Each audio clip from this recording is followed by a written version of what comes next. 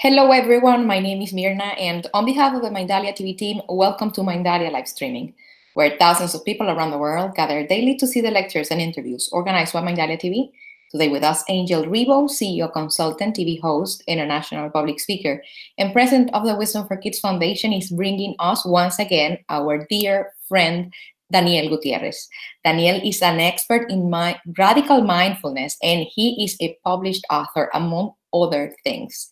Before starting with them, we want to remind you that Mindalia's mission is to share information that can help raise the level of consciousness around the world, and you can help us by subscribing to our channel, leaving us a positive comment on this video, or sharing it with someone that you know that is going to benefit of the content that we're going to be talking here today. Also, while we are live streaming like right now, we have the active chat, the screen that you're going to be seeing here on my side or under the screen. If you're seeing us from a smartphone, and through there, you can interact with us, enter your questions. We're going to be happy to convey that to Daniel at the end of the interview. We also want you to collaborate with Mindalia with your own valuable content. And for that, you can go to our website. On the top, you're going to find a link that says Collaborate with Mindalia. That link is going to take you to a form that you can fill out, and our technical team will be getting in contact with you. Remember that you can collaborate with Mindalia in Portuguese through Mindalia Televisão, in English through Mindalia TV English, and in Spanish through Mindalia Televisión. Visit our Facebook pages, YouTube channels, Instagram's account, follow us.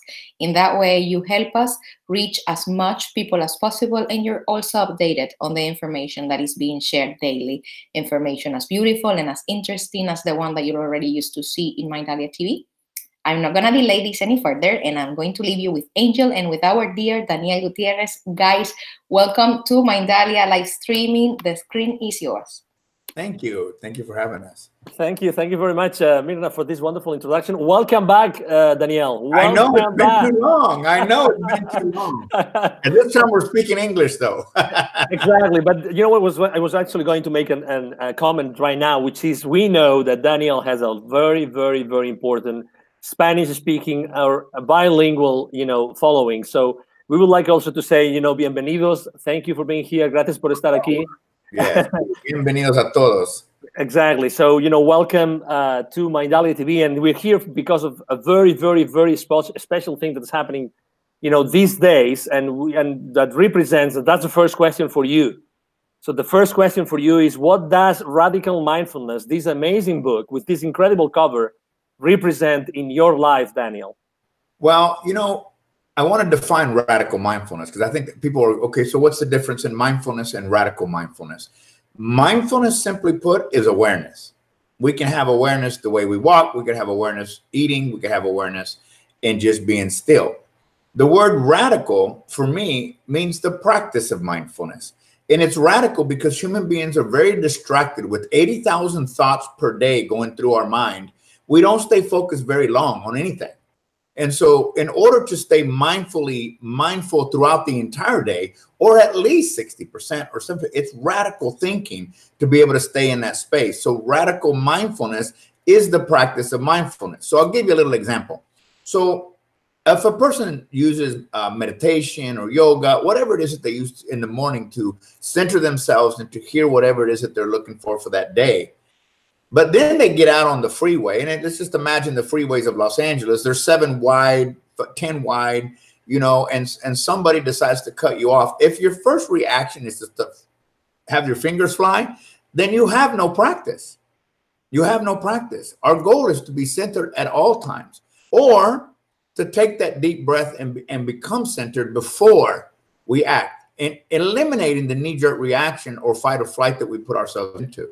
So that's what radical mindfulness means. And for me, I knew that in my life, if I didn't stay focused in the present moment where I have all of the power and get lost in the past or in the future, thinking or staying stuck in the past recreates the present moment and therefore recreates the same past.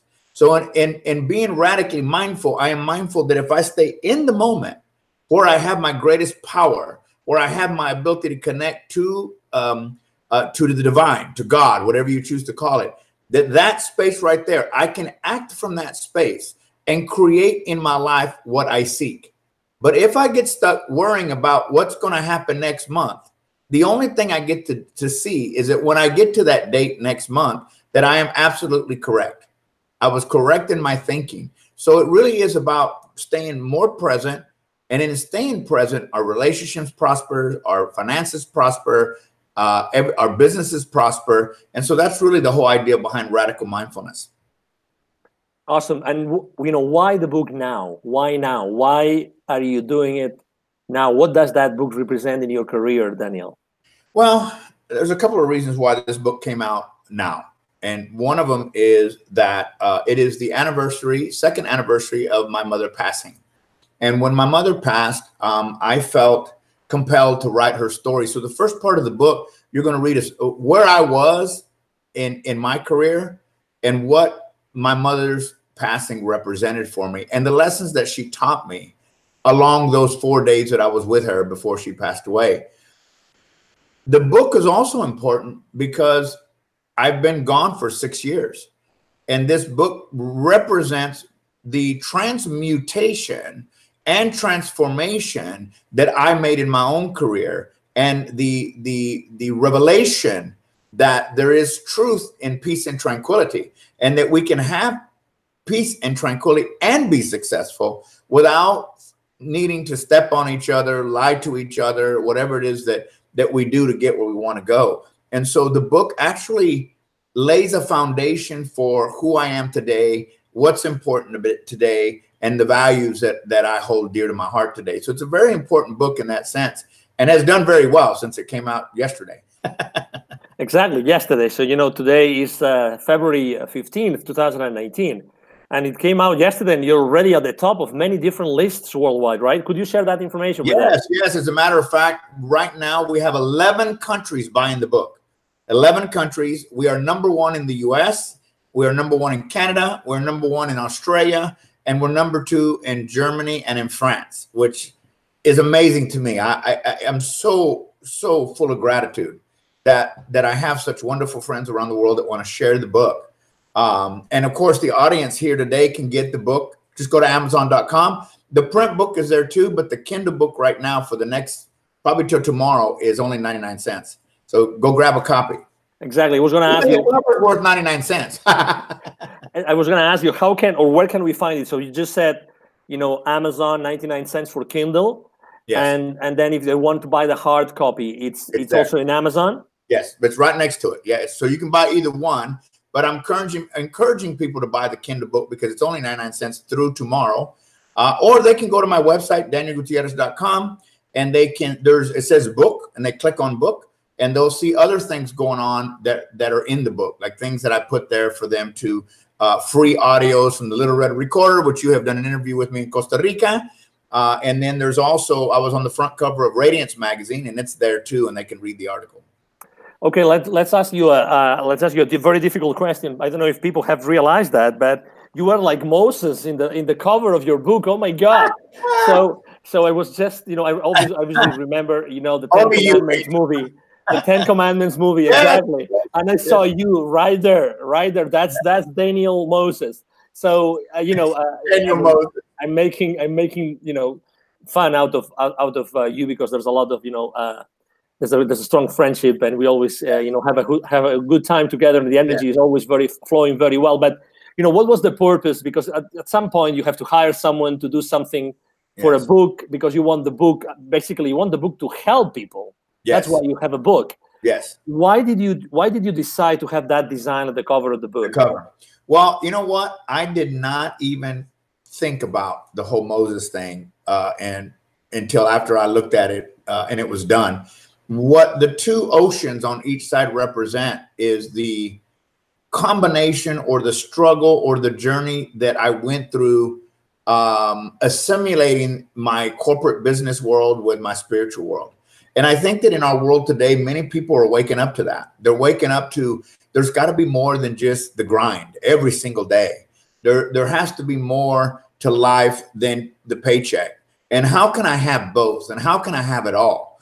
And that's really what that represents, is that the pathway of the journey actually that I went on. And if you notice at the very end of the book, the waters kind of come together, and it was that blending that I went through to understand that I could be myself and still be successful and powerful. Hence, last year, as you know, with your dear friend, Michel Pascal, I got the honor to speak at Carnegie Hall. And, you know, before when I first left my business and my speaking in the White House and Primed, people were telling me I was crazy. They thought, you've lost your mind. What are you doing? You're ruining your career.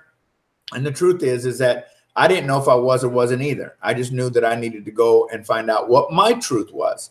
Well, last year in December, I got the chance to speak and open for Michel and some of his beautiful musicians from Earth, Wind, and Fire. And I told the audience at the end of my speech, I said, well, for all those people that said I was losing my mind, I don't think I did too bad. I'm at Carnegie Hall, right?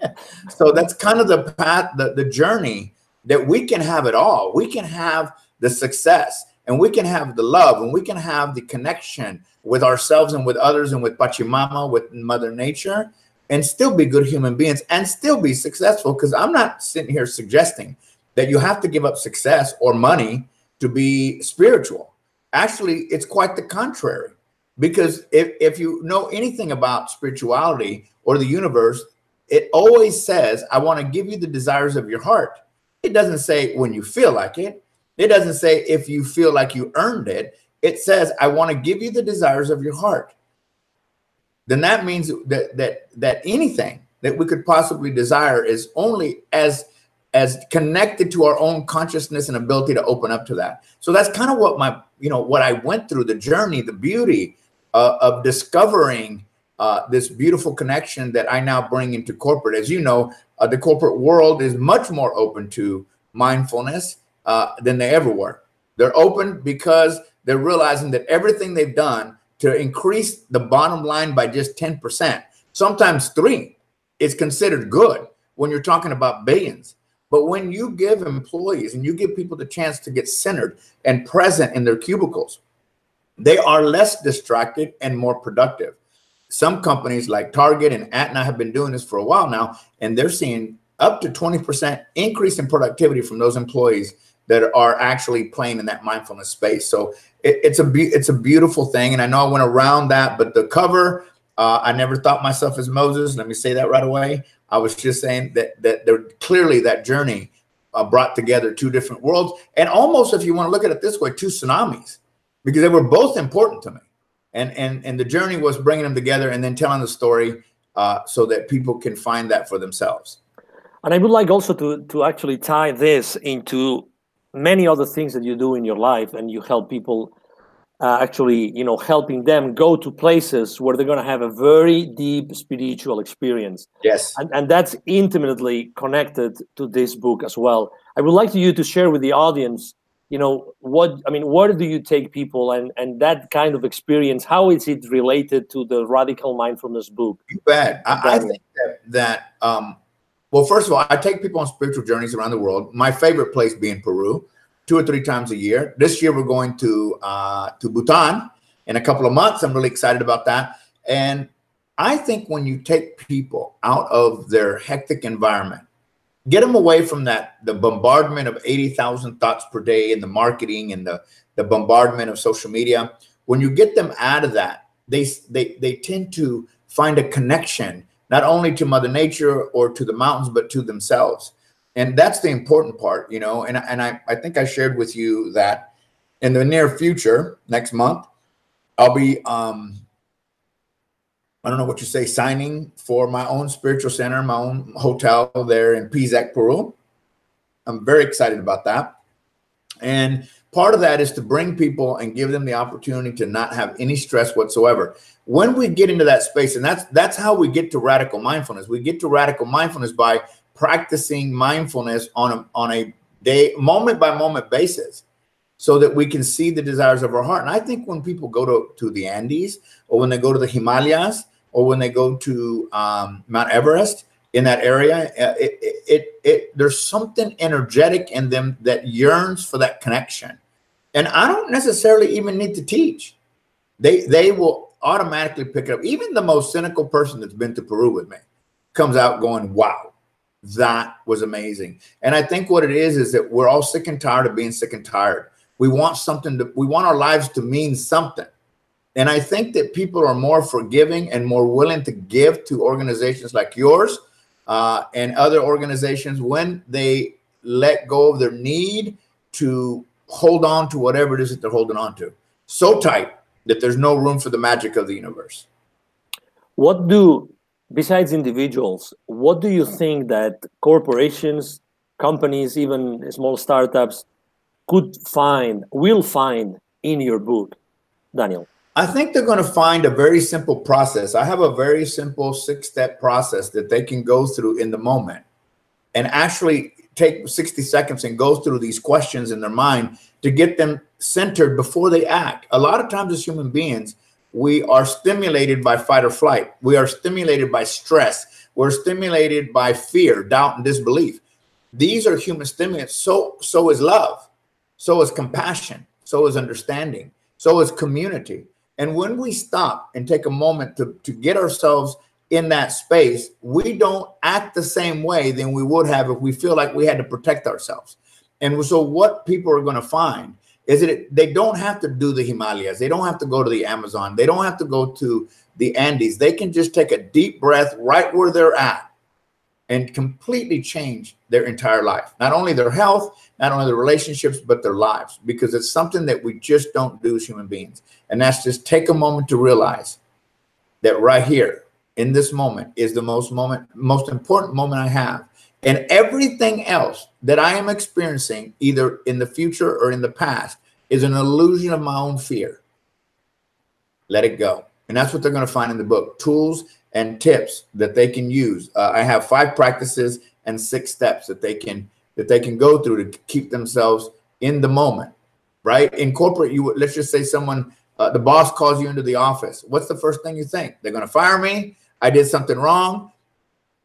No, they said, come to the office. I used to bring my employees and say, I'm going to take you to lunch. And they always thought when I did that, I was going to fire them. I said, oh no, this is it. It's our last meal.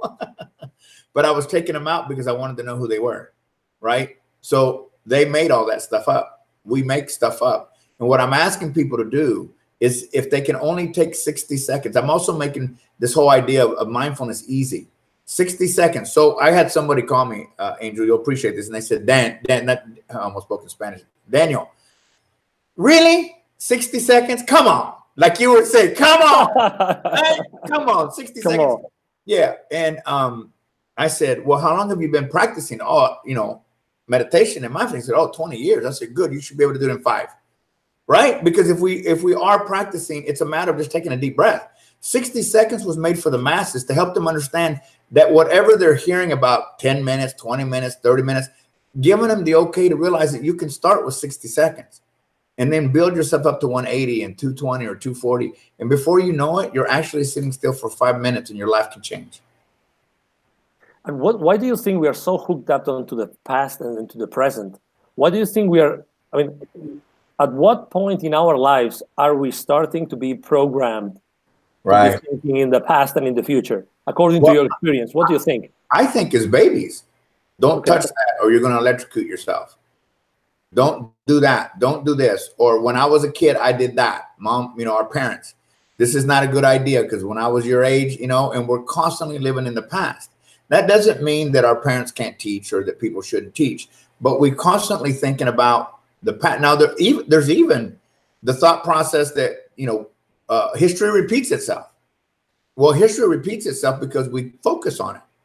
That's why it repeats itself. It doesn't repeat itself because it was repeating itself. We, as the consciousness of the world or the consciousness of a country, focus on something. We're so powerful. I always say that human beings are powerful. Powerful manifestors. Well, why is that? Because they're constantly bringing the past into the present moment. How do I know that? Because someone will say to me, oh my gosh, Daniel, every time I go and find the new man, he's the same one.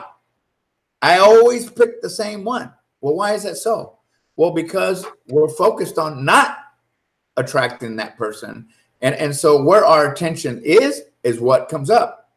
And so, of course, the natural thing is if I think about what I don't want, then I'm going to get what I don't want. So if I can focus on what I do want, then I can get what I do want, or I can see those desires. The goal in this type of manifestation is being able to create the intention of the desire. And here's the hard part. and then let go of the result. Let go of, it's not up to us to decide when. We hold that intention and letting go of the control that we have over the end result. So hopefully that answered your question. You did, absolutely. To finalize our conversation today, I would like to actually ask you to share with the audience a little bit more of your book. So let's say of those techniques, would there be that one technique like that you would like to share with the audience today? Yeah, you know what? It's a really simple one. And I think we've even talked about this on Mindfulness Radical in Spanish. And this is one that sounds so simple that most people don't do. And that is, most people hold their breath. I remember the first time that I was coming from Manhattan, New York, to Kopan Monastery in Kathmandu in the valley of the Himalayas. And I remember sitting in front of this monk. I was new to the quietness. I mean, I was the loudest person there. It's like quiet. And I'm sitting in front of this monk, and I said to him, how can I find peace and tranquility? And obviously he's centered and quiet, and he says, breathe. I said, okay, I don't think he heard me. Excuse me, I want to know how we find peace and tranquility. And he said, breathe, brother. Now I'm getting irritated. I said, look, buddy, what's this breathing stuff? I said, let me drop you in the middle of Manhattan in a busy road. Let me see how quick you breathe. Right? And so the people there are going, oh my gosh, Daniel's killing this guy. But you know what I learned? Is that it's simple. Breathe. So of all of the techniques that I have here, the one that we can all do together is breathe. Like right now, I'm sure just take a deep breath and hold it at the top and then let go. Ready? Hold it. Oh, let it all out. There's a release of tension in our shoulders. There's a release of the stress that we carry on our shoulders every single day. So if there's anything I can teach you, for those of you that go, I don't meditate, I medicate. No, I'm joking. I don't meditate, take 60 seconds and just breathe for a minute. That's it. Just keep doing that. Breathe in, breathe out. You don't have to, and it will do its job for you. That I will leave you with, because I think it's the easiest thing I can teach you. And then there are 5 questions that are in the book that you can ask yourself. And one of them, I'm just going to say one of them really quick. Where are my thoughts? Where are my thoughts right now? Are they in the present, or are they in the present, the past, or the future? Well, if you have to ask yourself that question, you're not present, right? So bring yourself there. And then the last one I'm going to share with you is, this is the most important one. Am I okay right now? Not in the past, not in the future. Am I okay right now? And the answer most of the time will be yes. And here we are creating an illusion of doubt, an illusion of fear, an illusion of disconnection over nothing. And this is why it's so important that we take that moment to breathe before we act, before we argue, before we open our mouth, whatever it is. And so for those of you that are watching the show, breathe. And listen, I know, just like the monk, it might make you irritated like I got. Like, come on, Daniel. Breathe. Yes, breathe. Thank you so much. Please, obviously, I would like you to share. Where can we find more about the book? Where can we go? I want you to go first right now to Amazon.com. Type in Radical Mindfulness or Daniel Gutierrez. The book is 99 cents on Kindle. And if you some people don't like to read Kindle, you can buy the print book. It's there. And you can go to my website, danielgutierrez.com/book. And you'll see all kinds of goodies there that are in the book, or things that I put there for you, free gifts that you can sign up for. And I really appreciate you guys doing this interview. And it's been so long. Mirna, I know you're there somewhere. It's good to see you also. And I hope that we'll create some magic this year. And I know we will in Spanish eventually. Absolutely. That's definitely going to happen. So congratulations. Absolutely. Congratulations, Daniel. We are all excited about this massive way in which you are helping humanity with your book. So really, thank you very much. And thank you for allowing us to be with you today. Peace and blessings. I love you all. Thank you. Thank you. We love you too. So again, this is Angel Riva with Mindalia TV. I'm sure that you have enjoyed our conversation with Daniel Gutierrez as much as we have. Thank you for being with us today, and hope to see you soon. Have a wonderful rest of the day. Bye-bye.